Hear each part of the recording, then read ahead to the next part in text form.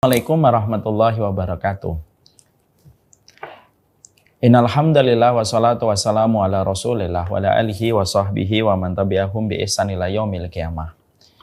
Kepada keluarga besar Perkebunan Nusantara dan kepada seluruh karyawan yang hadir pada kesempatan hari ini. Semoga Allah senantiasa memberikan kepada kita ilmu, senantiasa memberikan kepada kita energi, memberikan kepada kita petunjuk di dalam kehidupan kita.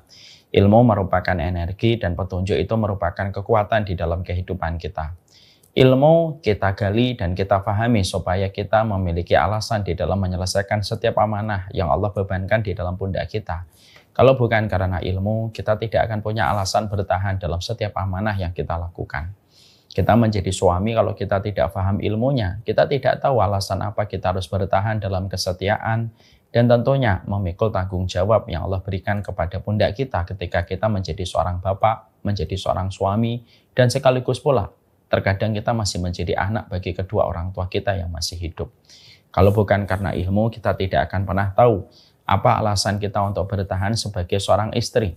Ketika kita berkhidmah kepada suami kita, merawat anak-anak kita, maka ilmu yang memberikan kepada kita alasan untuk supaya bertahan dalam setiap perjalanan kehidupan kita. Kita ngaji bukan karena kita sok suci, kita ngaji bukan karena kita sok pintar. Kita ngaji karena bukan kita pengangguran. Jadi Perkebunan Nusantara ketika mengadakan kajian pada hari Jumat ini bukan karena kita pengangguran, tapi karena kita tahu bahwasanya prioritas kita yang paling besar di dalam kehidupan adalah ilmu, supaya kita bisa menyikapi segala sesuatu dengan tuntunannya untuk memberikan energi dan memberikan kekuatan di dalam kehidupan kita. Supaya kehidupan kita tidak kembali kepada standar TikTok, supaya kehidupan kita tidak kembali kepada standar emosi, dan kehidupan kita tidak hanya berdasarkan kepada standar ego yang kita miliki, tapi kita kembalikan kepada standar ilmu sebagai petunjuk di dalam kehidupan yang hakikatnya adalah energi terbesar dalam hidup kita. Saya sering berkata untuk mengingatkan diri saya, kenapa Cristiano Ronaldo itu masih membutuhkan pelatih ketika bertanding. Maka sesungguhnya Cristiano Ronaldo walaupun telah memenangkan banyak sekali trofi dan telah memenangkan banyak sekali turnamen, tetapi beliau tetap butuh pelatih ketika beliau merumput. Karena sejatinya simpel, pelatih itu melihat sisi lemahnya seorang Cristiano Ronaldo ketika merumput dan bertanding yang terkadang tidak bisa dilihat blind spotnya dan weakness pointnya oleh Cristiano Ronaldo sendiri. Tapi yang bisa melihatnya adalah pelatihnya, dan pelatihnya itu memberikan masukan kepada Cristiano Ronaldo atas blind spot yang mungkin tidak dia lihat sendiri. Kenapa Messi itu masih membutuhkan pelatih, dan karir cemerlang Messi ketika akhirnya menjadi juara dunia tidak lepas dari pelatihnya. Karena sesungguhnya pelatihnya itu mampu melihat titik butanya Messi ketika dia merumput yang terkadang tidak bisa dilihat oleh Messi, walaupun Messi memenangkan banyak sekali kejuaraan. Disitulah kita paham, kehidupan kita sangat membutuhkan ilmu, karena ilmu kayak pelatih di dalam kehidupan, yang mampu menjelaskan kepada kita blind spot, yang mampu menerangkan kepada kita weakness point kita, sehingga kita kehidupannya tidak terlambat untuk menghadapi sebuah perkara dan tidak terbentur dengan banyak masalah. Kalau ada manusia mendapatkan banyak masalah di dalam kehidupan mereka, itu bukan karena Allah jahat kepada mereka. Tidak insya Allah. Kalaupun ada manusia terbentur dengan masalah, problematika, konflik yang dihadapi, bukan karena Allah itu murka kepadanya semata, tapi bisa jadi karena dia tidak mau mempelajari ilmu yang harusnya memberikan kepada dia keselamatan dari banyak benturan. Ada orang yang sifatnya terbentur, baru terbentuk dan tersadar. Tapi ada orang yang mereka tersadar ketika mereka memahami ilmu, menyerap ilmu sebagai petunjuk, dan menjadikan ilmu sebagai imam di dalam kehidupan, sehingga dia tidak mengalami banyak benturan yang menguras energi dan menguras fokusnya dan kekuatan yang dia miliki. Inilah yang menjadikan kita senantiasa. Semoga kita, saya dan seluruh keluarga besar Perkebunan Nusantara, senantiasa kita paham. Kita ngaji bukan karena kita sok suci. Kita ngaji bukan karena kita pengangguran. Kita ngaji karena kita tahu betul bahwasanya ilmu memberikan kepada kita kekuatan dan energi.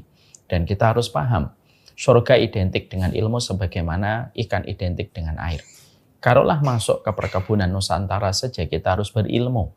Dan kita harus sekolah minimal S1 supaya kita apply-nya bisa diterima untuk bekerja di perkebunan Nusantara. Minimal S1, totalnya 16 tahun kita sekolah. Apalagi ketika kita mengharapkan surga. Surga itu butuh ilmu. Sebagaimana kerja di perkebunan Nusantara, kita membutuhkan ilmu yang bisa menjadikan kita diterima ketika spek ilmunya sesuai yang dibutuhkan oleh perkebunan Nusantara. Inilah bahasa yang paling mudah untuk menggambarkan kita supaya kita jangan sampai menerjemahkan ilmu itu siraman rohani. Ilmu bukan siraman rohani, tapi ilmu adalah kurikulum di dalam kehidupan kita yang kita butuhkan setiap waktu, setiap saat supaya memberikan energi dan kekuatan di dalam perjalanan hidup kita. Alhamdulillah, tentunya senantiasa kita bersyukur kepada Allah atas setiap nikmat yang Allah berikan pada perjalanan hidup kita. Bukan tempatnya yang sempit, tetapi terkadang hatinya yang kurang luas. Bukan syukurnya, bukan nikmatnya yang kurang, tetapi syukurnya yang kurang ditambah. Inilah yang menjadikan kita paham. Syukur itu bukan anjuran, syukur itu bukan himbauan, tetapi syukur adalah kewajiban. Dan proses ikhtiar tidak pernah henti setiap waktunya, setiap saatnya, supaya kita bisa melatih hati kita bersyukur kepadanya dalam setiap perjalanan kehidupan kita.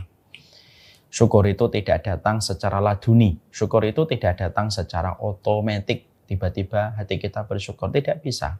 Syukur itu harus dilatih setiap perjalanan kehidupan kita. Karena sesungguhnya tidak ada obat dari getirnya kehidupan kecuali adalah kesabaran plus kesyukuran. Syukur itu akan memberikan kepada kita kecukupan dan syukur itu akan memberikan kepada kita ketenangan setelah kita dicukupkan oleh Allah. Kita harus paham bahwasanya kecukupan itu hak prerogatifnya Allah. Teori makro dan teori ekonomi mikro bisa menentukan teori-teori ekonomi, tetapi mereka tidak bisa merumuskan kecukupan, karena kecukupan itu hanya miliknya Allah semata, kata Imam Syafi'i.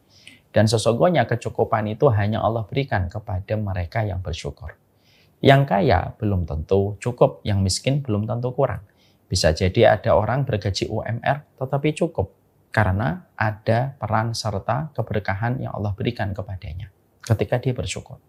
Terkadang mereka yang kaya mungkin dengan gaji 4 digit tapi belum tentu dia cukup ketika Allah meninggalkan dia dengan keberkahannya. Dia tidak mendapatkan keberkahan dan akhirnya tidak mendapatkan kecukupan. Kalau kita tidak pernah merasa cukup, kita tidak akan pernah tenang. Gimana kita tenang? Ketenangan itu didapatkan ketika kita selalu bersyukur terhadap apapun yang Allah berikan dan apapun anugerah yang Allah turunkan di dalam kehidupan kita. Dan sesungguhnya syukur itu kita latih dengan 2 perkara. 1, jangan banyak membandingkan kehidupan kita dengan kehidupan orang lain. Semuanya telah berada pada takaran yang telah ditentukan oleh Allah. Dan Allah itu memiliki sifat alim, di mana Allah tidak mungkin salah menitipkan setiap rezeki kepada setiap keluarga dengan hikmah yang terbaik. Kita tidak perlu membandingkan ukuran sepatu kita dengan ukuran sepatu orang lain. Kita tidak perlu membandingkan ukuran cincin kita dengan ukuran orang lain. Karena pada dasarnya setiap orang memiliki takaran-takaran yang telah ditentukan oleh Allah dan telah diaudit oleh Allah tanpa ada satupun aturan yang diberikan itu bersifat salah. Makanya inilah yang menjadikan kita melatih kesyukuran. Syukur itu gimana? Yaitu adalah ketika kita tidak perlu membandingkan kehidupan kita dengan kehidupan siapapun. Karena semua memiliki takaran dan bagian masing-masing dengan hikmah yang Allah berikan. Yang kedua, kita tidak perlu banyak melihat kehidupan orang lain. Dan tidak perlu bagi kita banyak melihat pencapaian kehidupan orang lain. Karena sesungguhnya terkadang segala sesuatu menjadikan kita akhirnya kurang lapang ketika kita selalu melihat pencapaian kehidupan orang lain. Makanya Ibnu Rajab itu mengatakan melatih hati kita supaya kita mudah bersyukur, jangan banyak melihat pencapaian orang lain. Karena terkadang setan itu menumpang ketika hati kita, mata kita melihat pencapaian orang lain, kita merasa bahwasanya seakan-akan pencapaian itu harusnya untuk kita, bukan untuk orang lain. Pada saat itulah tumbuh rasa hasad, hilang rasa syukur. Sesungguhnya inilah yang menjadikan kita melatih. Bagaimana kesyukuran kita? Kalau kita sudah bersyukur, Allah berikan kecukupan. Kalau Allah sudah memberikan kepada kita kecukupan, pasti Allah memberikan kepada kita ketenangan. Orang yang paling bahagia bukan orang yang kaya raya. Saya tidak yakin itu Bill Gates itu dia bahagia, karena saya nggak ngerti. Tapi saya tidak yakin pasti dia bahagia, belum tentu. Karena sesungguhnya bisa jadi ada orang kaya, tetapi dia tidak pernah merasa cukup. Sehingga terus timbul keinginan. Kalau terus timbul keinginan, tidak ada ujungnya dan tidak ada limitnya. Karena jarak antara kita dengan kebahagiaan sebatas pada keinginan yang tidak pernah terselesaikan. Dan itu tidak akan pernah menjadikan orang tenang di dalam istirahatnya dan tenang di dalam dia menjalani aktivitasnya. Karena sesungguhnya yang paling bahagia itu orang yang sudah merasa cukup. Kalau dia merasa cukup, sederhana di dalam keinginan. Kalau kita sederhana di dalam keinginan, kita mudah bahagia. Imam Syatibi rahimahullah ta'ala ngomong, kenapa ya anak kecil itu mudah bahagia? Karena anak kecil itu, mereka itu keinginannya tidak banyak. Anak kecil itu tidak banyak keinginan mereka. Ya, makanya anak kecil mudah bahagia. Melihat bapak ibunya sehat, dia senang. Melihat ibunya di rumah, dia senang. Melihat bapaknya rukun sama ibunya, dia senang. Tidak ada peristiwa anak kecil di dalam kamar nangis atau seduh-seduh. Ditanya, kenapa anak sedih? Memikirkan beban hidup. Tidak ada. Anak-anak itu pasti mudah bahagia. Kenapa? Karena mereka sederhana keinginan. Belum ada keinginan untuk mendapatkan sertifikat. Belum ada keinginan mendapatkan BPKB. Sehingga akhirnya mereka mudah bahagia. Itulah yang menjadikan kita paham. Syukur itu bukan anjuran. Syukur itu komitmen yang terus kita ikhtiarkan, kita pertajam, kita asah setiap waktunya. Supaya betul-betul kita memiliki obat dari getirnya hidup pada zaman ini. Yaitu ketika kita memiliki kesyukuran. Ketika setiap orang selalu melihat segala sesuatu dengan materi, dan setiap orang melihat segala sesuatu dengan brand ataupun dengan finansial, maka orang yang lapang adalah orang yang bersyukur. Syukur memberikan kecukupan dan pasti memberikan ketenangan. Syukur itu tidak menjanjikan kuantitas, tetapi syukur memberikan kepada kita kualitas. Semoga kita menjadi orang yang beriman, dan orang beriman adalah mereka yang tidak pernah kehabisan alasan untuk bersyukur kepada Allah. Amin insyaAllah. Seluruh bapak dan ibu, dan seluruh direksi, dan seluruh para pimpinan direksi yang hadir yang tidak mampu saya sebutkan satu persatu tanpa menafikan dan mengurangi rasa takzim kami. Kita tentunya paham bahwasanya di dalam kehidupan kita, Allah memberikan kesempatan kita untuk hidup. Dan ketika kita diberikan kesempatan hidup, Allah memberikan kewajiban kepada kita supaya kita beribadah kepadanya, supaya kita mampu mendapatkan rahmat pada kehidupan berikutnya ketika kita menjalani kehidupan di dunia ini dengan kita beribadah. Beribadah itu bukan hanya ketika kita berdiri di atas sajadah. Beribadah itu bukan hanya pula ketika kita tawaf di depan Ka'bah, tapi termasuk ibadah adalah perkara apapun yang dicintai oleh Allah ketika kita menjalani kehidupan, maka itu pun ibadah. Dan sesungguhnya ketika kita bekerja, kita pun paham bahwasanya bekerja itu pun merupakan bagian dari ibadah. Cuma perbedaannya dengan kalangan materialisme dan kapitalisme.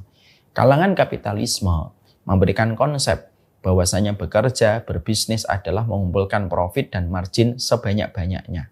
Mengeruk keuntungan sebanyak-banyaknya tanpa memperdulikan manfaat yang diberikan kepada orang yang bekerja. Beda dengan Islam. Islam itu menempatkan bahwasanya ketika kita bekerja dan ketika kita berdagang dan berbisnis adalah ikhtiar kita. Bagaimana kita menjemput rezeki yang datang dari Allah supaya menegakkan tulang kita di dalam kehidupan beribadah kepada Allah dan kita tidak menjadi beban dan tumpangan bagi orang lain dan supaya kita bisa menebarkan maslahat dan manfaat kepada orang di sekitar kita, terutama untuk keluarga kita. Maka itulah yang dinamakan dengan pekerjaan dan itu ibadah. Ya. Jadi di sini kita akhirnya memahami bahwasanya bekerja itu merupakan sebuah ibadah. Sehingga ketika nanti kita keluar dari rumah kita mengarahkan langkah kaki kita menuju ke kantor di perkebunan Nusantara, jangan kita mengira itu hanya untuk mendapatkan gaji. Jangan kita mengira bahwasanya itu sekedar profesi. Tapi setiap ayunan langkah, ketika kita ingin menegakkan tulang kita, memberikan kecukupan kepada keluarga kita, dan ingin supaya dengan kelebihan rezeki yang kita peroleh, kita bisa berbagi, kita bisa menebarkan manfaat dan maslahat, dan kita bisa membantu agama Allah dengan rezeki yang kita dapatkan, maka setiap ayunan langkah kakinya itu merupakan ibadah yang dicintai oleh Allah. Makanya menarik kalau kita memperhatikan ada satu ayat di dalam surat Al-Jum'ah yang biasanya dibaca oleh para khatib ketika mengimami sholat Jumat. Ketika Allah berfirman, فَإِذَا قُضِيَتِ الصَّلَاةُ فَانْتَشِرُوا فِي الْأَرْضِ وَابْتَغُوا مِنْ فَضْلِ اللَّهِ وَاذْكُرُوا اللَّهَ كَثِيرًا لَعَلَّكُمْ تُفْلِحُونَ. Dikatakan oleh Allah di dalam firman-Nya, Ya ayyuhalladzina amanu, فَإِذَا قُضِيَتِ الصَّلَاةُ. Kalau sudah selesai sholat, wahai orang yang beriman, ketika kamu menyelesaikan sholat Jumat, jangan lama-lama di dalam masjid. فَانْتَشِرُوا فِي الْأَرْضِ. Keluarlah dari masjid sesegera mungkin. Bertebaran di atas muka bumi, wabtaghu min fadlillah, carilah karunia Allah yang Allah sebarkan di dalam kehidupan. Ambil setiap karunia yang Allah kirimkan supaya kita mendapatkan karunia rezeki. Wadkurullaha, tetapi jangan lupa selalu berzikir, selalu ingat Allah dan selalu mengagungkan Allah. Jadi kalau kita mencari rezeki itu jangan mengagungkan harta, tapi agungkanlah Allah. Wadkurullaha, kamu ingat Allah, kamu agungkan Allah. Maka sesungguhnya kamu akan mendapatkan keberuntungan.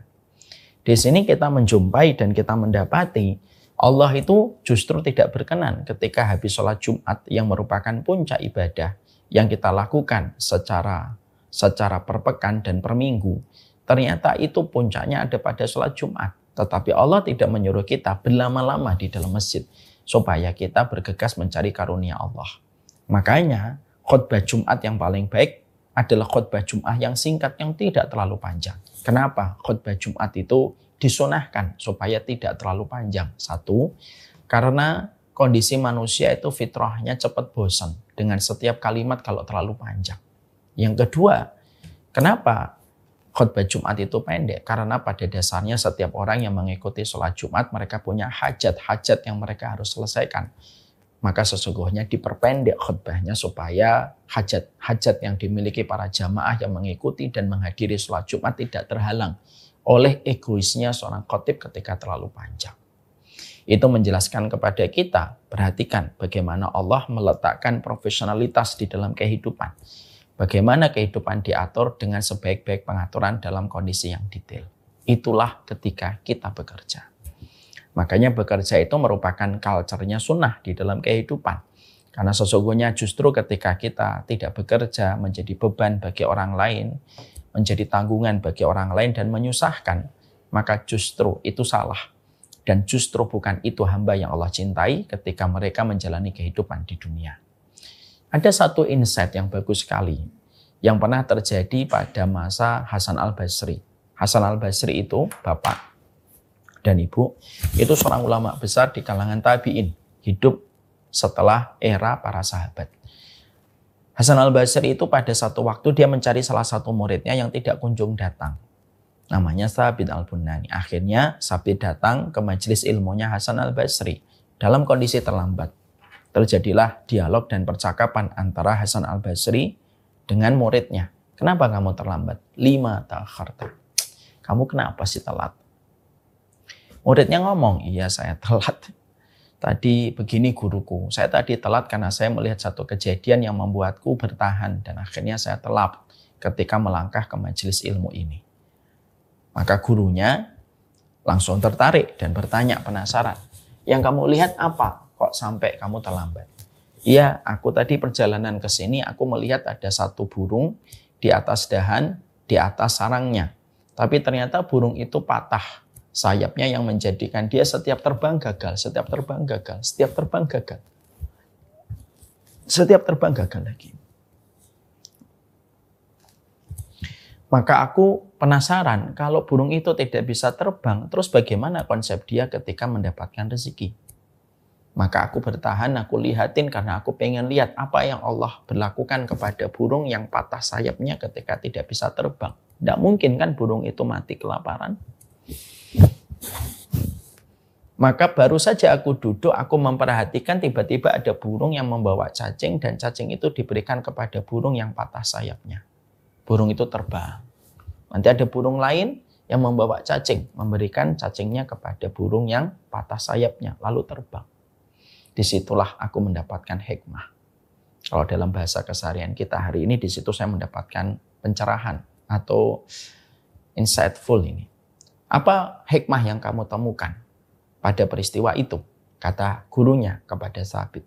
Yang aku dapatkan hikmahnya itu adalah, oh ternyata burung yang sakit pun sudah dijamin rezekinya oleh Allah. Allah yang menghantarkan burung-burung yang membawa cacing kepada burung yang sakit. Sehingga akhirnya aku tenang. Kalaupun nanti aku sakit, nanti ada orang yang akan dikirim oleh Allah untuk merawatku. Itu hikmah, insight yang diambil oleh muridnya, Tsabit. Beda dengan gurunya.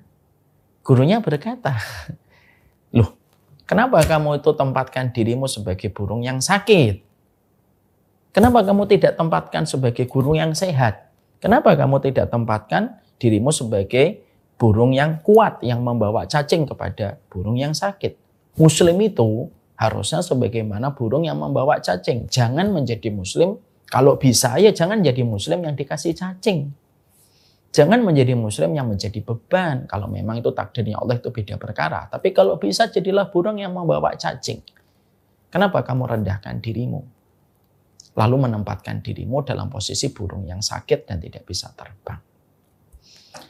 Maka seketika muridnya berkata, hikmah yang diambil oleh guruku jauh lebih baik daripada hikmah yang aku ambil. Itulah yang menjadikan kita semakin terbuka sekali bahwasanya ternyata bekerja itu merupakan sebuah kemuliaan. Makanya para ulama lalu ditanya, bagaimana ada fulan, dia tiap hari ibadah, tiap hari dia taat.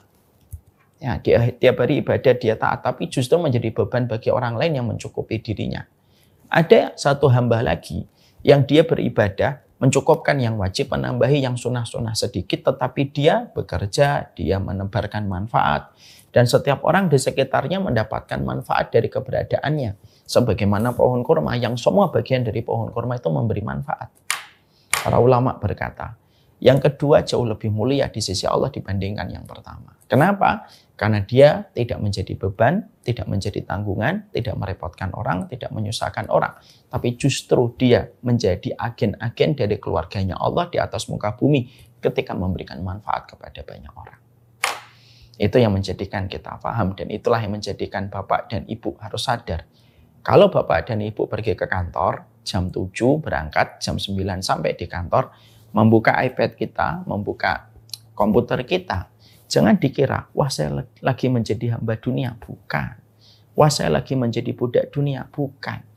Kalau kita sedang bekerja dan kita berangkat dari hati yang kita paham dengan ilmu, ketika kita mendapatkan petunjuk bahwasanya ini supaya saya tidak menjadi tanggungan orang lain, maka bekerjanya kita 9 to 5, 9 sampai ke angka 5 setiap harinya, itu adalah ibadah yang semuanya akan dihisap oleh Allah dan akan menjadi karunia yang memberatkan mizan kebaikan kita selama kita memahami way-nya dari mana kita itu bekerja. Dan ini penting sekali. Kenapa? Karena titik tolak ketika kita berpikir sesuatu membedakan hasil kita di sisi Allah. Ada orang yang keluar dari kantornya dalam kondisi dia menganggap untuk nyari profit sebesar-besarnya, mengambil margin sebanyak-banyaknya, tidak peduli halal dan haram, maka itu adalah pekerjaan yang tentunya pekerjaan itu duniawi yang dia akan dihisap. Tapi kalau ada orang bekerja, dia profesionalitas di dalam pekerjaannya, menyelesaikan setiap aktivitasnya dengan cara yang terbaik, karena dia menggapai karunia yang datang dari Allah yang maha sempurna, dia menggapainya dengan cara yang paling sempurna yang mampu dia lakukan, maka dia dinilai setiap menitnya itu adalah ibadah. Walaupun mungkin ketika di kantor, kita tidak lagi di atas sajadah, tapi argo kita dalam pahala dinilai sebagaimana argonya orang yang sedang beribadah. Dan itu dimulai dari niat yang benar. Jadi begitu dulu. Ini yang kita harus pahami. Supaya jangan sampai kalau kita bekerja, kita lalu mengaminkan orang yang mengatakan, kamu kerja budak dunia, budak korporat. Kita bisa jawab. Kalau ada orang yang berkata, saya tuh bingung deh sama kamu kerja gitu. Saya lebih bingung sama kamu ketika sholat tetapi kamu tidak bekerja dan menjadi tanggungan orang. Saya tuh bingung deh kamu kerja. Loh, saya lebih bingung lagi kalau kita menjadi manusia tidak bisa sebagaimana burung yang membawa cacing kepada burung yang sakit. Karena Nabi pun juga berusaha dan berdagang. Dan para sahabat pun berdagang. Bukankah Umar dalam riwayat Muslim juga berdagang? Bukankah kita mendapatkan Abdurrahman bin Auf juga berdagang dan Nabi tidak pernah mengaibkan effort yang mereka lakukan ketika mereka berdagang. Kita mulai dari sini dulu. Bekerja itu merupakan ibadah. Ketika kita sudah sepakat bahwasanya ketika kita bekerja itu adalah ibadah, argo pahala kita berjalan, walaupun kita tidak berada di atas sajadah dan walaupun kita tidak di depan Ka'bah, tapi ketika kita melakukan ini semata-mata karena Allah, maka menjadi nilainya begitu besar di sisi Allah Subhanahu wa ta'ala. Maka yang kita harus lakukan itu apa? Bagaimana di tempat pekerjaan kita itu kita mendapatkan sebuah kebaikan. Karena kita ingin bahwasanya kita bukan hanya bekerja yang kita landasi dengan kata ibadah. Tapi yang juga kita inginkan adalah di tempat kita bekerja, kita bukan hanya mendapatkan gaji, mendapatkan karunia dan rezeki, memberikan kekuatan kepada tulang kita untuk beribadah dan memberikan manfaat kepada orang di sekitar kita. Bukan hanya itu saja. Jadi ini tidak boleh berhenti. Masih koma. Komanya berlanjut. Lalu bagaimanakah cara kita ketika kita bekerja, ketika kita sudah landasi ini ibadah, kita ingin menebarkan manfaat dan maslahat kepada orang di sekitar kita supaya kita bisa beribadah dan tidak menjadi tanggungan dan beban bagi orang lain, ini koma. Apalagi setelah ini? Setelah itu adalah bagaimana kita menjadikan tempat pekerjaan kita itu menjadi tempat yang nyaman, sebagaimana keluarga kita, walaupun kita dan karyawan-karyawan lain tidak bersangkutan dan tidak berkaitan di dalam hubungan darah. Tapi kita ingin mendapatkan di tempat pekerjaan kita itu selayak keluarga. Karena ini merupakan sebuah kenikmatan.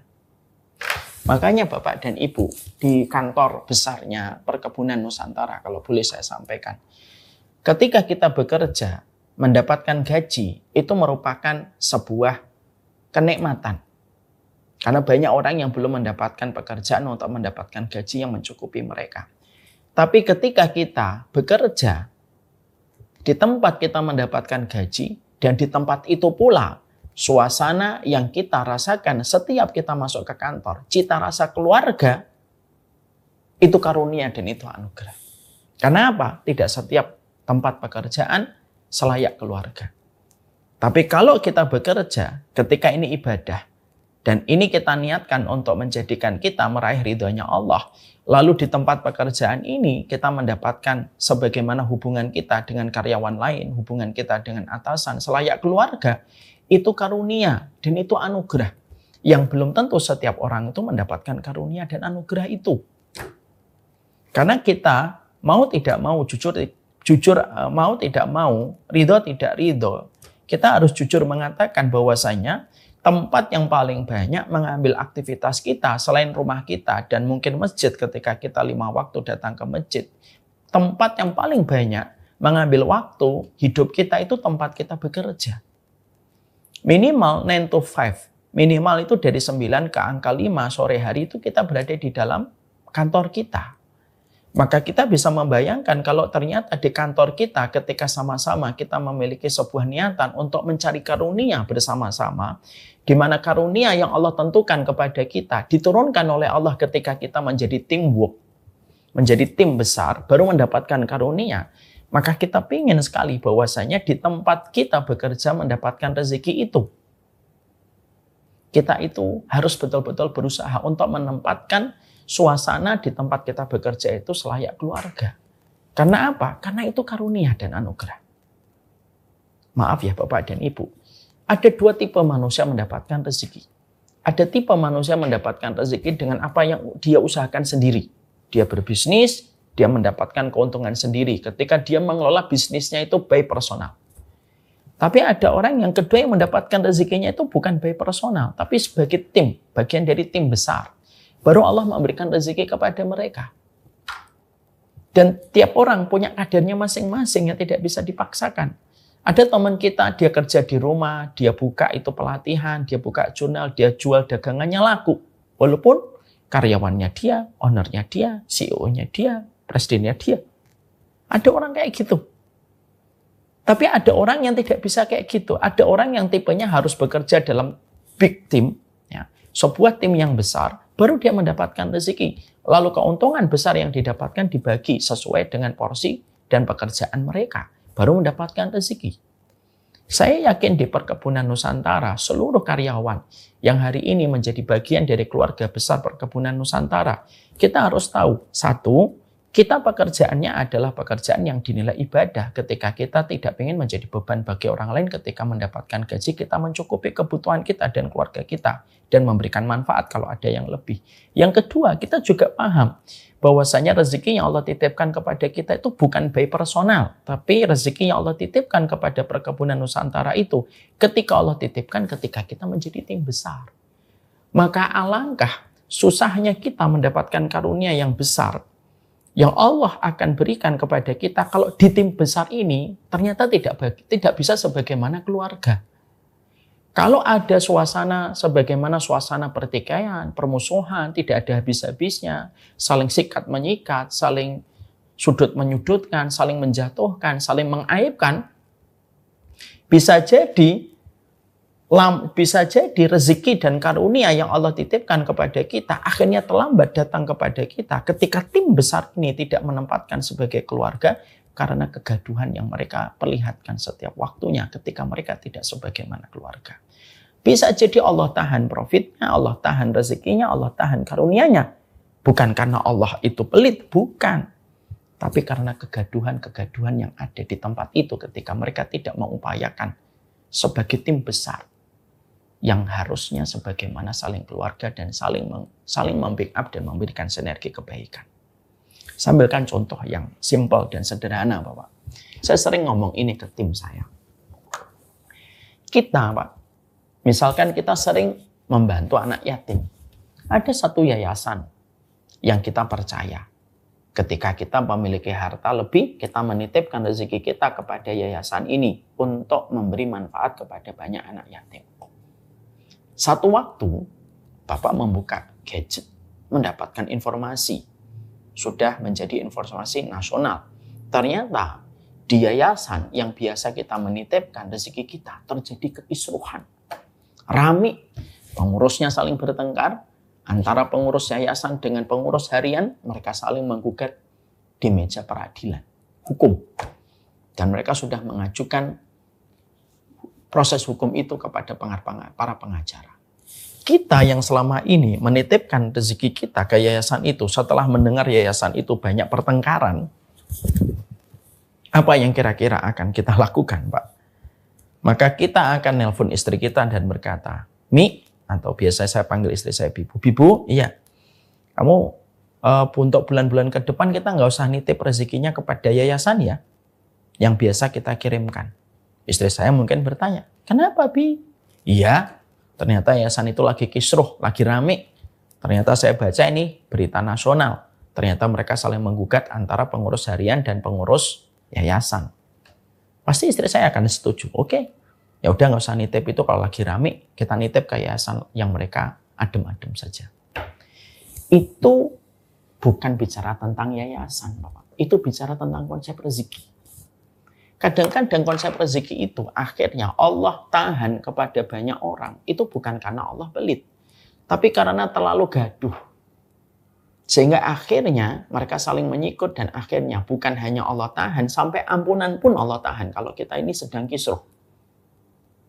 Makanya maaf ya Bapak dan Ibu. Bapak Ibu tahu nggak kenapa Lailatul Qadar itu tidak ketahuan? Karena salah satunya pada saat ketika Nabi akan menerangkan Lailatul Qadar tidak jadi karena ada sahabat lagi bertengkar. Bapak Ibu tahu nggak kalau ada sebuah hadis tuftahu abwabul jannah yaumul itsnain wa yaumul khamis. Pintu surga itu dibuka pada hari Senin dan Kamis. Fayaghfiru lima yasha. Allah mengampuni siapapun yang Allah kehendaki pada hari Senin dan Kamis. Ada dua orang yang tidak mendapatkan ampunan. Satu, orang yang berbuat syirik tidak mendapatkan ampunan. Dua, wa yakunu bainahu wa bainahu syahna. Wa andiru baina hadaini hatta yastaliha. Maka ada dua orang yang tidak mendapatkan ampunan. Satu orang yang berbuat syirik, yang kedua yaitu dua orang yang antara dirinya dan yang satunya itu bertengkar. Ketika ada dua orang yang sedang bertengkar, maka Allah menyampaikan kepada para malaikat yang menjadi wakil di dalam beberapa tugas yang Allah limpahkan kepada mereka. Allah mengatakan sama malaikat, andiru baina hadaini hatta yastaliha. Tahan nih ampunan sama dua orang ini sampai mereka damai kembali. Tahan ya, jangan dikasih ampunan nih dua orang ini sampai mereka damai kembali.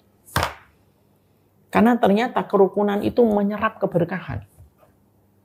Makanya ketika kita mendapati satu keluarga, kalau orang tuanya sudah bertengkar, siapa yang paling menjadi korban pertama? Anak. Siapa yang menjadi korban berikutnya? Suami. Dia tidak akan fokus bekerja. Siapa yang akan menjadi korban berikutnya? Istri. Dia tidak akan bisa menyelesaikan pekerjaan rumahnya ketika dia bertengkar sama suaminya. Disinilah kita, analogi-analogi ini layaknya puzzle-puzzle yang kita gabung-gabung untuk memberikan kepada kita bahwasanya ternyata kita di tempat kita bekerja, selain kita mengikhlaskan niat kita bahwasanya kita bekerja, salah satu di antara kewajiban kita dan bagian dari komitmen kita, salah satunya kepada seluruh karyawan dan bagian dari keluarga besar Perkebunan Nusantara, kita itu harus mewujudkan kerukunan. Kenapa? Karena kerukunan itu menyerap keberkahan. Kerukunan itulah yang menjadikan Allah akan menitipkan ampunan, menitipkan pula rezeki dan karunia. Dan Allah memberikan trust dan memberikan kepercayaan kepada kita ketika kita tidak gaduh di antara kita dan sebagian kita dengan sebagian yang lainnya.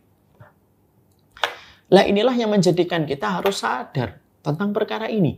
Makanya yang indah kalau kita ngelihat potret antara Abdurrahman bin Auf dengan Utsman bin Affan. Bapak Ibu pernah nggak? Bapak Ibu pernah nggak mengerti latar belakangnya pebisnis dan miliarder besar? Seorang Abdurrahman bin Auf dengan Utsman bin Affan. Mereka itu bergerak di komoditi bisnis yang hampir sama. Hampir sama. Kalau Utsman, salah satu pekerjaannya, beliau menjual barang-barang, beliau menjual kuda dan unta dengan harga yang paling kompetitif. Dan beliau menjual seluruh perabotan itu. Abdurrahman bin Auf, beliau menjual sesuatu yang saat itu tidak dikuasai oleh orang Yahudi di pasar Ukab yang ada di kota Madinah. Tapi selain mereka bergerak di komoditi ini, mereka juga bergerak di komoditi yang sama. Mereka mendatangkan barang dari Syam dan mendatangkan barang dari Yaman. Ya. Mereka sama-sama mendatangkan barang. Tetapi yang unik adalah dan sangat luar biasa, seorang Abdurrahman bin Auf tidak pernah mengaibkan Utsman dan seorang sahabat Utsman tidak pernah mengaibkan Abdurrahman bin Auf. Dan Allah memberikan takaran rezeki kepada mereka itu takarannya berlimpah-limpah. Baik kepada Utsman ataupun kepada Abdurrahman bin Auf. Disitulah kita akhirnya memahami kadang-kadang banyak usaha itu mampet. Dan akhirnya terhalang oleh karunia Allah. Ya kadang-kadang ada suami mendolimi istrinya. Ribut dengan istrinya. Yang akhirnya ketika tidak ada kerukunan antara dirinya dengan suami, Allah nahan rezekinya. Terkadang Allah itu menahan rezeki kepada satu kantor. Karena apa? Karena ternyata kondisi yang ada di dalam kantor itu bagaikan api dalam sekam. Bagaikan kita berada pada air yang dihangatkan oleh kompor setiap waktunya. Sehingga ketika masuk ke dalam kantor itu bisa jadi ada ketidaknyamanan. Padahal ini adalah kantor. Yang mana kita paling banyak berada di kantor selain berada di dalam rumah kita. Dan orang yang paling banyak kita harapkan di dalam kebaikan itu adalah teman-teman kantor kita. Yang paling banyak membersamai kita dalam puluhan purnama di dalam hidup kita. Siapa orang yang akan nyolatin kita kalau bukan orang di teman kantor kita? Yang pertama kali kita harapkan mereka datang untuk nyolatin kita. Siapa orang yang paling kita harapkan untuk memberikan testimoni kebaikan kalau kita wafat? Kalau bukan orang-orang teman kantor kita, selain tetangga kita dan orang yang kita kenal dalam bersosial. Itu kan teman kantor. Jangan remehkan teman kantor itu. Karena bagaimanapun respon dan testimoni yang mereka berikan kepada kita, itu akan mempengaruhi bagaimana nasib kita ketika meninggal dunia. Bapak Ibu tolong dengarkan hadis ini. Nabi dilewati satu jenazah. Para sahabat ramai berkata, khairan, dia orang yang baik. Maka seketika Nabi itu mengatakan wajibat. Seketika Nabi itu mengatakan wajib. Lalu dilewati jenazah yang kedua. Nabi mengatakan wajibat. Nah, dilewati jenazah yang kedua, para sahabat mengatakan syarron, buruk, orang yang buruk. Maka Nabi mengatakan wajibat. Ditanyakan kepada baginda Nabi, apa artinya wajibat yang pertama dan wajibat yang kedua? Artinya wajibat itu apa sih? Wajib. Wajib. Nabi lalu berkata, orang yang kalian komentari baik, maka wajib bagi Allah memasukkan dia ke surga. Dan orang yang kalian komentari buruk, Maka wajib bagi Allah memasukkan dia ke dalam neraka. Lalu Nabi menutup closing sabdanya itu dengan kalimat, antum syuhadaullahi fil ardi. Kalian yang hidup, saksi-saksi Allah di atas muka bumi. Kalau kita bekerja, tidak kita mulai bahwasanya kita memiliki sebuah komitmen untuk menjadikan tempat kita bekerja selayak keluarga. Siapa yang akan memberikan testimoni kalau kita baik? Kalau kita meninggal dunia, kalau bukan teman kantor kita, selain tetangga kita dan orang yang kita kenal. Karena ketika kita berlaku yang terbaik, akhlak yang terbaik, lalu kita meninggal dunia, orang-orang di kantor mengatakan, dia teman kantor saya, teman direksi saya, dia teman satu departemen dengan saya, dia orang yang baik. Kesaksian satu orang ini tidak akan remeh di sisi Allah. Kenapa? Karena kesaksian manusia itu kesaksian Allah di atas muka bumi. Ya. Makanya sampai ini kalau kita lanjutin lagi lebih dahsyat lagi. Man shalla alaihi arba'una rajulan la yusyrikuna billahi illa syafa'ahumullahu yaumil qiyamah. Kalau ada orang meninggal dunia disolati sama 40 orang solih yang tidak berbuat syirik, maka 40 orang ini yang tidak berbuat syirik bisa memberi syafaat kepada mereka yang disolati. Cek handphone kita, ada 40 orang teman kita nggak yang kira-kira mereka baik, mereka tidak berbuat syirik, yang kiranya kalau kita meninggal dunia, dia sedih, dia datang, dia mendoakan kita dan menyolati kita. Nggak usah butuh yang banyak, cuma 40 saja. Minimal 40 saja itu bisa memberi syafaat kepada kita kalau kita meninggal dunia. Inilah yang menjadi bagian-bagian yang tadi saya sampaikan. Di satu sisi, kenapa kita harus berusaha menjadikan kehidupan kantor kita sekantor sesurga? Karena kita tidak akan bisa mendapatkan sebuah tagline seindah ini, sekantor sesurga, sampai kita betul-betul mengupayakan bahwasanya kita bukan hanya bekerja, tapi kita mendapatkan keluarga di tempat kita bekerja. Pertama, karena keberkahan harta dan karunia itu Allah berikan kepada kita kalau kita itu tidak saling sikut-menyikut dan tidak saling bermusuhan. Dan kita tidak rame, nggak tawuran, nggak gaduh. Dan yang kedua, kenapa kita itu supaya rukun? Karena tempat kita bekerja itu tempat yang paling banyak kita tempatin selain rumah kita. Kita butuh kesaksian teman kantor kita kalau kita orang baik ketika kita tidak menyakitin mereka. Kita butuh mereka menyolati kita, setidaknya 40 di antara teman-teman kantor kita. Kalau mereka itu mendapati kita meninggal, mereka datang dengan tulus dan berkata, Allahumma fillahu warhamhu wa'afihi wa'afu'an wa'akrim nuzulahu wa'wasi'mat khalahu. Maka sesungguhnya kita akan diampuni dan diberikan syafaat dari 40 orang yang menyolatin kita. Maka inilah yang menjadikan kita akhirnya paham. Membicarakan tentang profit supaya kita bisa maksimal, itu bukan hanya bagaimana strategi bisnisnya, tapi bagaimana mengupayakan supaya big team yang kita miliki ini ketika kita sadar bahwasanya karunia rezeki kita itu berdasarkan tim kita dan kita tidak bisa mendapatkan rezeki by personal, ya pastikan bahwasanya kita ini harus menjadikan salah satu di antara moto besarnya pekerjaan kita, terkhusus kepada perkebunan Nusantara. Sekantor sesurga itu bukan hanya tagline, tetapi ikhtiar yang harus kita lakukan. Ya? Makanya inilah yang menjadikan kita setidaknya apa yang harus kita lakukan ketika kita itu ingin untuk mewujudkan tentang perkara ini. Ya setidaknya ada beberapa poin penting. Karena waktu kita sangatlah terbatas. Sekarang udah berapa? 2:30 ya? Masya Allah udah 1 jam nggak kerasa. Saya sampaikan beberapa poin penting aja globalnya. Supaya ini juga merupakan bagian dari materi yang sering saya sampaikan kepada tim kami di Syamila. Yang pertama yang kita harus ingat adalah kebersamaan itu tidak menjanjikan kepuasan tetapi pasti memberikan keberkahan. Kalau yang kita kejar hidup bersama di satu kantor ketika kita sadar dari awal bahwasanya harta kita, rezeki kita dititipkan melalui tim besar, teamwork yang kita harus saling membangun support system di antara kita dan teman-teman kita, maka kita harus ingat, kalau kita mulai sadar, oh rezeki kita itu bukan personal, rezeki kita itu kalau kita saling menjadi support system, maka pastikan satu yang kita harus miliki, bermuamalah dan berinteraksi itu tidak menjanjikan kepuasan, tapi pasti memberikan keberkahan bagi mereka yang bersabar. Kalau yang kita kejar itu adalah kepuasan, maka kita akan menghalalkan setiap permusuhan dan pertikaian. Kalau yang kita kejar kepuasan. Jadi kalau kita di dalam kita bekerja, lalu kita sepakat, kita sadar kita merupakan bagian dari tim besar dan kita harus saling memberikan support system.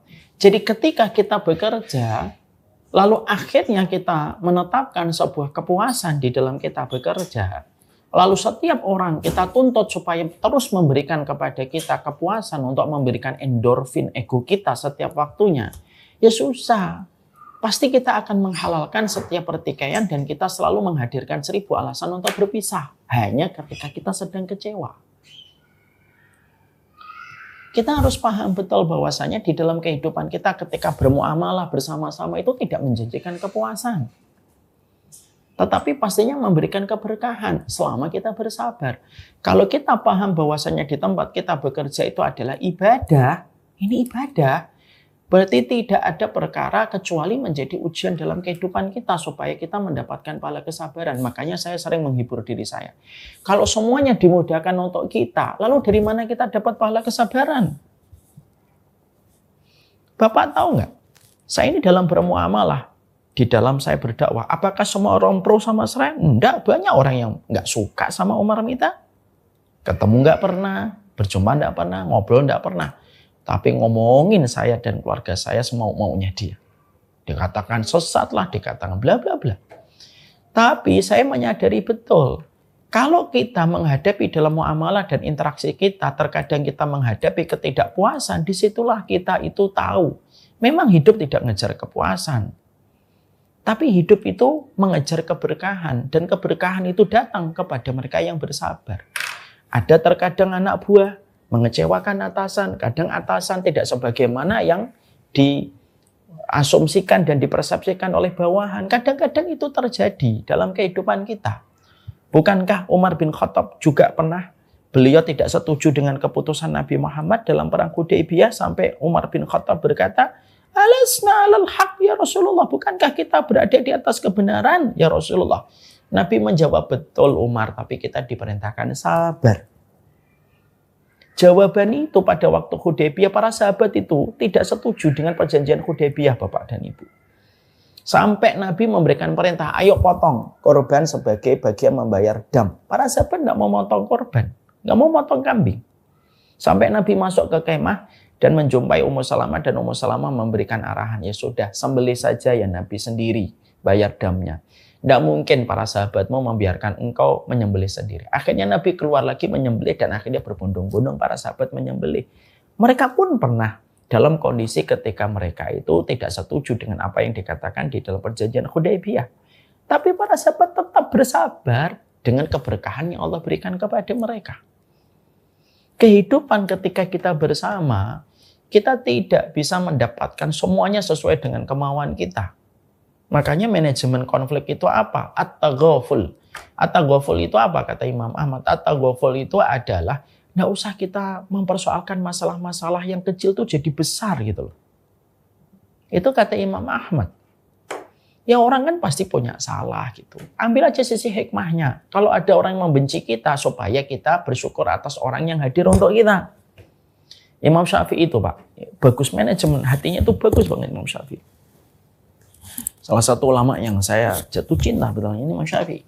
Imam Syafi'i itu diomongin. Imam Syafi'i, ya ada orang yang pernah aku lihat di depanmu memujimu tetapi di belakangmu itu menusukmu.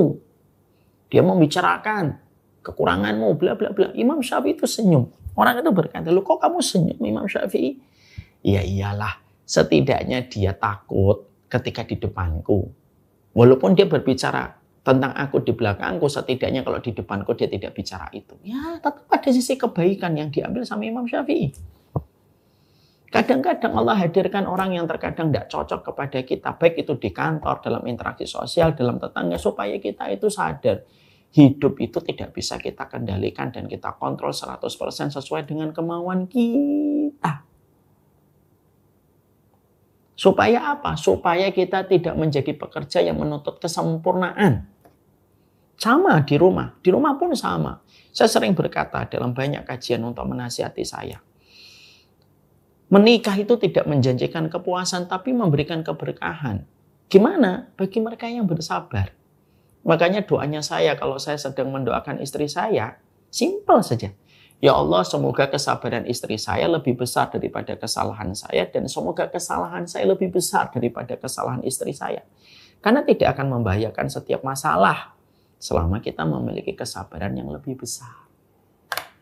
Saya yakin di perkebunan Nusantara ini tidak semuanya orang itu bisa terus menyenangkan kita, Pak. Kadang-kadang kita menghadapi orang-orang yang tidak sesuai dengan harapan kita. Wajar itu. Yang tidak wajar itu kalau kita menyikapinya itu membibi buta. Lalu kita menuntut kesempurnaan datang dari teman-teman sejawat kita. Itu yang tidak logis kita. Ya, jangan mengharapkan teman kita kayak Umar kalau diri kita aja nggak kayak Abu Bakar. Diri kita nggak kayak Abu Bakar kok menuntut teman kita kayak Umar bin Khattab. Ya nggak bisa. Dan terkadang ada orang yang terkadang itu nggak suka dengan kita, itu pasti hikmahnya banyak. Ya supaya kita selalu sadar hidup itu ya memang ujian. Coba kalau semuanya senang sama kita, Pak, malah bingung kita. Nanti malah nggak sadar kalau hidup ini ujian. Kalau ada orang yang nggak senang sama kita, ya minimal dia tidak akan hutang sama kita kan. Dia nggak senang sama kita kan, gitu kata para ulama salaf. Ada ulama siapa saya lupa gitu. Ada orang nggak suka dengan dirimu, ya kalau dia tidak suka dengan saya kan minimal dia tidak berani utang sama saya. Itu tuh kan cara menyikapinya simpel sekali. Dan itu menjadikan akhirnya suasana kita bekerja itu bukan nyari puas. Memang kita nyarinya itu keberkahan di dalam kita bekerja. Perkebunan Nusantara ini yang kita cari bukan kepuasan, Pak. Yang kita cari adalah keberkahan. Saya ini di tim Syamilah, Pak. Yang kita punya slogan senyawa seilmu sesurga. Tim kita itu hampir 30 orang. Apakah semuanya sesuai dengan apa yang kita harapkan setiap waktunya? Ya enggak. Enggak sama sekali. Ada terkadang tim ini kurang maksimal, ada tim ini kurang maksimal. Ya menghadapinya dengan persuasif. Kama tadinu tudanu. Karena sebagaimana kamu memperlakukan, sebagaimana itu kamu akan diperlakukan. Ya kalau kita kasar ya nanti ada orang yang ngasarin kamu. Ingat loh, di atas jabatanmu ada orang yang lebih menguasai daripada kamu. Dan algoritma kita itu simple. Kalau kita membuka di feed kita bola, yang hadir di dalam timeline kita itu bola. Kita buka bola hari ini di feed kita. Yakin saya 3 hari ke depan, 5 hari ke depan, seluruh timeline kita penuh dengan bola. Sesimpel itu sebenarnya kita. Dan itulah yang menjadikan kita memahami kalau kita berangkat, jangan kita mengharapkan kepuasan. Karena tidak ada orang yang bisa ngasih kita kepuasan. Justru orang yang mengharapkan kepuasan dari kehidupan manusia itu orang yang paling mudah depresi dan frustasi. Makanya perhatikan ini. Jadi saya sampaikan ada sebuah kajian kitab yang baru saja Pak saya dapatkan tadi pagi ketika baca. Saya bacain ya karena baru saja saya dapetin. Ya. Tis'ata a'syar al-afiyatu fit taghaful. Imam Ahmad itu ditanya, rahasia kebersamaan dalam rumah tangga itu apa? 90% kunci kelanggengan di dalam rumah tangga itu apa? Al-afiyatu fit taghaful. Ya memaafkan dalam perkara-perkara yang remeh. Tidak usah dibesar-besarkan. Kalau dalam bahasa Jawa itu bagus, kriwikan, ora usah jadi grojokan. Ini kecil-kecil itu tidak usah jadi besar. Ada yang nggak suka dengan dakwah kamu, ya sabar, biasa itu. Ada yang mencela kamu di media sosial, biasa Pak. Nggak usah kita komentari dengan nafsu. Saya dilihatin ada orang komentari Ustadz ini, nggak usah kita komentari dengan nafsu. Ngapain kita? Ya setidaknya dia nggak utang sama saya. Maka saya mencontoh para ulama itu, perspektifnya mereka selalu indah. Yang kedua, karena ini panjang, saya singkatkan, waktu sudah hampir 1,5 jam. Yang kedua, poin yang paling penting yang terakhir adalah ketika kita ingin menjadikan sekantor itu sesurga itu, yang kedua itu apa? Yang kedua itu adalah jangan menjadikan fikih itu dasar loyalitas kita. Fikih itu luas, yang sempit itu hati kita, Pak. Kalau loyalitas kita berdasarkan fikih, ya porak-poranda, Pak. Setiap orang itu punya amal-amal mereka masing-masing. Ambil pendapat yang menurut kita paling kuat, tapi hormati pendapat yang lain.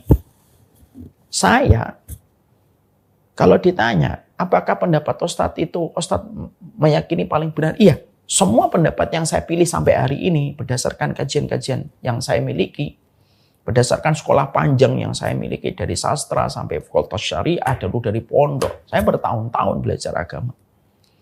Maka semua pendapat yang saya pilih sampai hari ini, semuanya saya yakin pendapat itu paling benar. Karena kita ini beramal harus merasa yakin dengan apa yang kita pilih.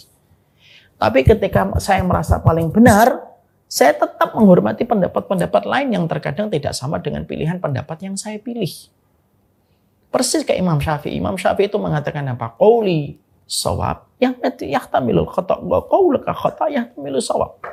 Perkataan saya benar, tapi ada kemungkinan salah. Perkataanmu menurut saya, menurut disiplin ilmu saya, salah pendapatmu itu. Tapi ada kemungkinan benar. Bukankah indah perkataan Imam Syafi'i? Nggak ngotot, nggak ngeyel. Jangan menjadi orang yang maunya tuh menang sendiri gitu loh. Maunya didengerin, nggak mau dengerin. Maunya dihormatin, nggak mau menghormatin. Maunya gurunya dihormatin, tapi nggak mau menghormatin yang lain. Tidak bisa hidup semau maunya yang kamu inginkan. Jangan kayak anak-anak lah. Dalam hidup kalau kita sudah dewasa, ngaji-ngaji aja. Tapi jangan jadikan masalah fikih itu menjadi renggangnya hubungan kita di dalam perkantoran. Ya, kita carilah titik-titik yang bisa menjadikan kita itu tetap bisa bekerja sama dalam kebaikan. Walaupun terkadang kita memiliki titik-titik perbedaan yang tidak bisa disatukan karena pilihan kita itu tidak sama. Karena kita semuanya tetap menghambakan kepada Allah, kepada kiblat yang sama dan di dalam koridor Ahlussunnah wal Jamaah. Ada yang pernah nanya sama saya, Ustadz, saya itu kalau sholat ada yang di samping saya bergerak-gerakkan telunjuknya, saya tidak khusyuk dalam sholat. Saya ngomong, lah ngapain Bapak ngeliatin telunjuk dia? Bapak fokus saja kepada telunjuknya. Ini kalau saya jelaskan perbedaan para ulama, panjang Pak. Dan bukan itu inti materinya. Nanti satu waktu lah kita akan bahas. Kenapa para ulama itu berbeda pendapat? Tapi ini sekarang bukan waktunya membahas itu. Tapi yang saya ingin bahas, kadang-kadang permusuhan itu hanya karena apa? Karena perbedaan masalah fikih. Fikih itu luas Pak, yang sempit itu hati kita. Bersatu itu perintah, berbeda itu fitrah. Memang nggak bisa dilepaskan dari perbedaan karena cara pandang para ulama terhadap penetapan dalil itu beda-beda. Dan semuanya berdasarkan ulama-ulama terdahulu. Tapi kalau kita menetapkan fikih sebagai dasar loyalitas kita, ya susah Pak. Akhirnya apa? Ujungnya fanatik. Kalau sudah fanatik, keras kepada orang beriman. Akhirnya apa? Tidak mau, bersungut-sungut, bermuka masam. Gimana sih kamu itu jenggotnya panjang bermuka masam sama orang? Kamu itu kan ngikutin Rasul. Nabi aja bermuka masam kepada Umi Maktum aja. Abdullah bin Umi Maktum ditegur sama Allah. Abasa wa tawalla. Kenapa kamu bermuka masam lagi memalingkan wajahmu sekarang Pak? Banyak orang hanya karena beda fikih itu bermuka masam dan memalingkan mukanya. Gimana ini? Ya kalau akhirnya kita itu ngotot memilih pendapat fikih lalu memaksumkan ustadz kita, ya susah Pak. Tidak ada yang maksum. Yang maksum itu hanya Nabi. Jangan seakan-akan bahwasanya engkau lah satu-satunya, bahwasanya ustadzmu kayak Nabi. Yang lainnya nggak kayak Nabi. Kemaksuman, kesempurnaan dalam berislam itu hanyalah Rasulullah. Dan telah wafat kemaksuman itu setelah meninggalnya Rasulullah. Para sahabat pun tidak maksum. Para sahabat itu maksum secara mujmal. Tapi mereka secara pribadi itu ya ada yang berlaku dosa, ada yang berbuat maksiat, ada yang tidak ngerti dalil, ada yang terkadang belum paham tentang satu tafsir. Makanya akhirnya yang kedua, kehidupan kita di dalam kita melakukan pekerjaan kita sehidup, sekantor, sesurga itu adalah ketika yang kedua, jangan menjadikan fikih titik tolak kita untuk mencintai dan membenci orang. Kalau ini sudah kita lakukan, Pak, kita keras kepada orang beriman. Banyak nggak orang yang kadang-kadang, maaf ya Pak, kerasnya sama orang beriman. Maunya tuh didengerin, tapi nggak mau dengerin gitu. Seakan-akan bahwasanya dia dan teman-temannya itu yang paling tahu tentang Islam. Seakan-akan yang lainnya bodoh semuanya. Seakan-akan bahwasanya hanya dia dan ustadznya yang membaca kitab. Seakan-akan ustadz lain tidak ada yang baca kitab. La haula wa la quwata illa billah. Nasallallahu alaihi wasallam. Semoga ini bisa memberikan pencerahan untuk kita. Banyak sekali poin-poin penting. Yang pertama, bekerja itu ibadah supaya tidak menggantungkan harapan kita dan menjadi beban bagi orang lain. Ada orang yang mendapatkan rezeki baik personal, ada orang yang mendapatkan rezeki itu baik tim. Yang Allah titipkan rezeki itu dengan tim besar yang mereka bersama-sama. Disitulah kita harus paham. Kenapa kita harus sehidup, sekantor, sesurga? Ya karena pada dasarnya kita membutuhkan tempat yang betul-betul memberikan kenyamanan. Supaya rezeki kita lancar Pak kalau kita tidak gaduh. Dan ketika kita sekantor, sesurga, orang-orang yang menjadi teman kantor kita yang akan memberikan kesaksian baik, yang mungkin akan menyolati kita dan mendapatkan banyak kemudahan di dalam hidup kita.